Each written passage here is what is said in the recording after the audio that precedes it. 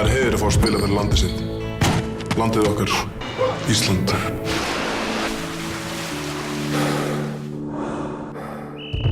Mesti heiðurinn samt annarra. Þeirra sem hafa ávallt stutt okkur, sem hafa hjálpað okkur, hvatt okkur, hughreyst okkur og gert okkur að betri mönnum. Takk mamma. Takk Ísland.